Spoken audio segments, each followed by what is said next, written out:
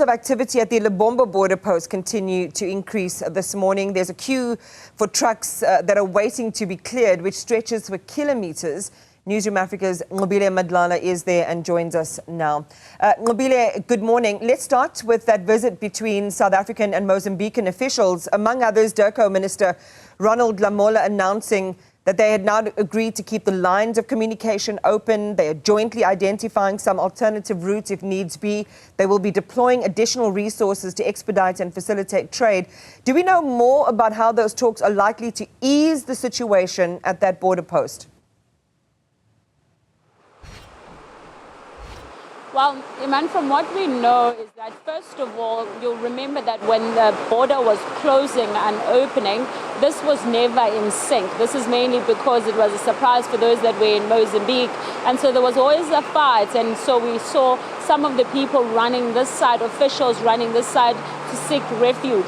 Now, what has changed with regards to how Lamola is saying that things are going to be done is that this is going to be a conversation between the two countries. So if they say they're closing at 2 o'clock, they both close at 2 o'clock and they find a way to ensure that there is safety. Second thing is, from the Mozambican counterparts, we have heard that they are also deploying enforcement. They're adding more resources on the ground. They have enforcement. They also have their soldiers on the ground to ensure that there's safety for the trucks. Now, all of these things that they are putting in place are also helping their South African counterparts because they're easing a bit of pressure this side where there are concerns, obviously, over the safety of the truckers. You remember when there was an incident, some of them even came this side having been looted, their trucks having been burnt. So such things are also being curbed.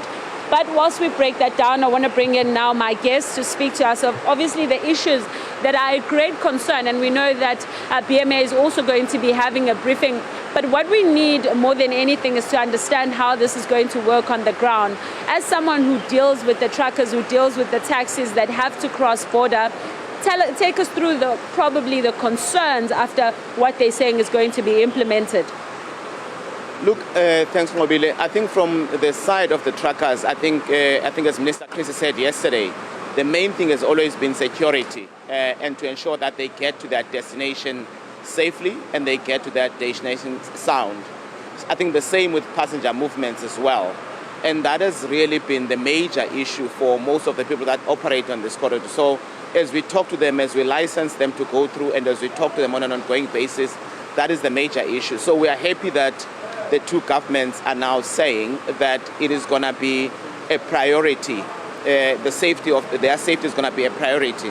So we're looking forward to that. And I think in our conversations with some of them now, they are quite happy about that there is some guarantee of security through the passage into Mozambique. So, and that has been one of the major issues from their side. So we're quite happy about that. And they are also quite happy about that. And it's interesting, of course, because at the same time as BMA is going to have a briefing, you also have the transport department that's going to be having a briefing. And the concern around there is also the safety this side of South Africa, where you have crime that is happening within also the borders in South Africa. Take us through what sort of solutions must be implemented in these borders. So there has been visible policing, a lot of visible policing, and I think we commend the South African police services for that, and I think supported by some of the entities like ourselves, our own law enforcement unit and other entities. For instance, in the context of Mpumalanga, your Mpumalanga provincial government has also deployed a lot of traffic officers on the road.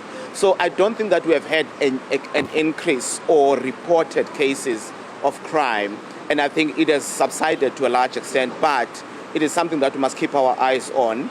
And you're right that it is one of the areas of concern, especially for truckers that are stuck here. The good thing is that the traffic is now moving across, so there are no people that are stuck here for endless hours. And it is making it easier to make sure, it is making it easier for people to transit through the channel into Maputo, which reduces the amount of time that they are waiting on the corridor. So it makes it easier from a policing point of view. And as you go down the corridor here, to kilometer 7, you can see there's a lot of police that are deployed out there, which makes it easier for people to see that there is now visible policing and people are being taken care of. Thank you very much. That is Lwazi Mboyi. He is the CEO of Cross Border, and I want to show you what he's talking about, Iman. That movement of trucks is currently taking place here right in front of us, and you can see the long lines that have already piled up. But that's good because the freight industry had in the past had an issue with regards to coming to this border, and as a result redirecting to Beitbridge and other borders. And so they have in fact come back to the same border where they are able to get to Maputo Port much quicker. And you will know that Maputo Port is a strategic port for South Africa, mainly because a lot of chrome and coal goes through there. And as Ronald Lamula was saying, the minister saying that this port is very important for energy and, of course, transporting those resources from South Africa into the Asian countries. I guess the best part of the picture that you're showing us, that Nqobile, is that the wheels are turning, because